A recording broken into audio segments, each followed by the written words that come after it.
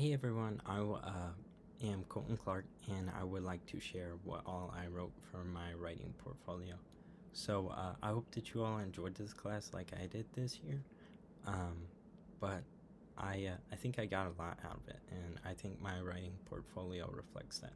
So, um, to start, I would like to go over most of my writing portfolio is connecting ideas to songs. If you all listen to a lot of music, you might know several of the songs that I use.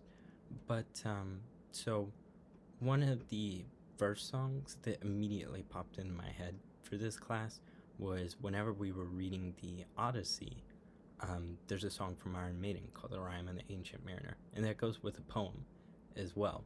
But so whenever I listened to that song, in my head, I was like, what the mariner is going through is pretty similar to what Ulysses and his crew is going through. So in the story, the mariner kills a bird, an albatross, and that causes a bunch of misfortunes for the mariner, and he can't really get back to his home. He's just stuck through multiple like curses and misfortunes. So that's pretty similar to um, Ulysses or Odysseus, whichever one you prefer. And another song that sort of popped in my head for the class is many of you have probably heard this one, but the song Behind Blue Eyes by The Who. And Limp Bizkit also did a cover of it. But for this class, I'm using the version by The Who. But the short story, The Yellow Wallpaper, actually I read that in my English 101 class a few years ago, and so that poem sort of was in my head, I guess. But so if you know the song, you know that the singer from The Who is sort of saying no one knows what it's like to be the bad man, to be the sad man behind blue eyes. And so I think that's pretty similar to what the narrator feels in The Yellow Wallpaper.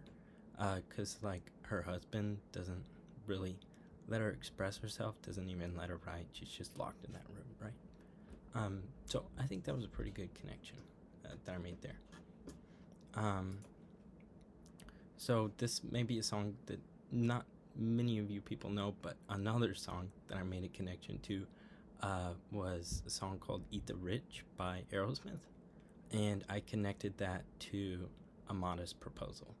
So this like little essay sort of stuck in my head a lot because it was pretty crazy when you read it. You know, he's suggesting eating babies and then skinning them to use for boot leather.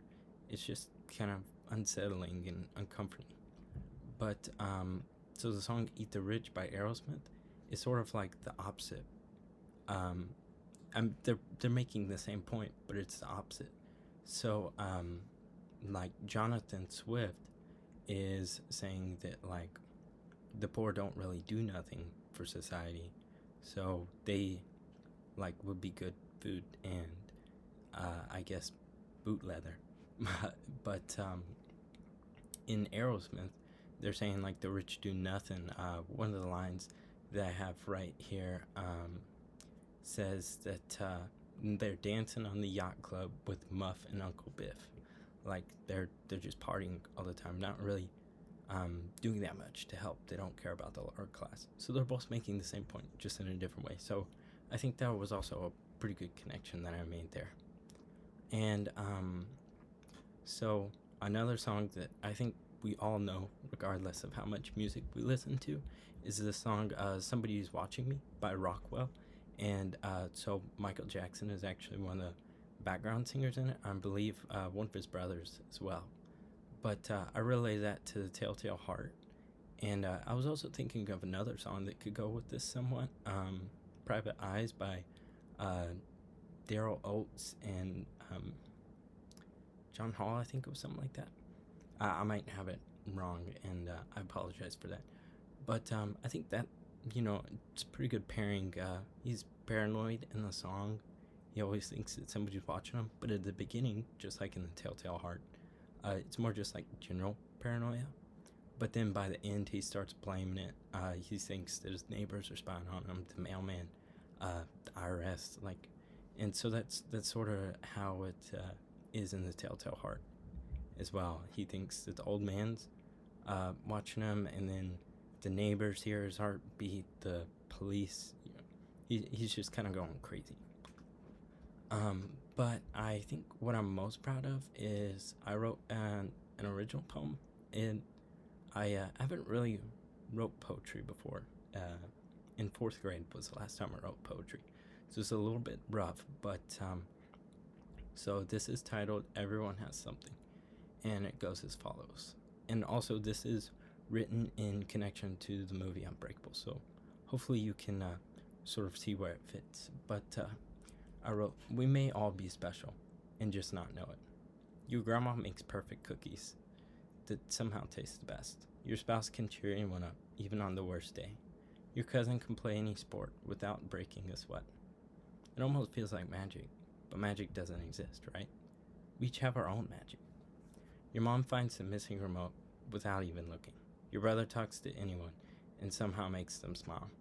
You might not be the fastest, the strongest, or even the smartest, but maybe you have heart.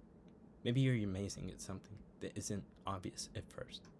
Once you find it, share it. Crochet a little gift. Help a friend understand a tricky problem. Lift someone that needs help moving. Doing that makes you feel like a superhero, because we all are, in our own way.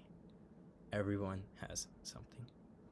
So I really like the movie Unbreakable, and I think this poem does fit pretty well with it. The main character, David Dunn, he's just an average guy at first. That's how he's been treated.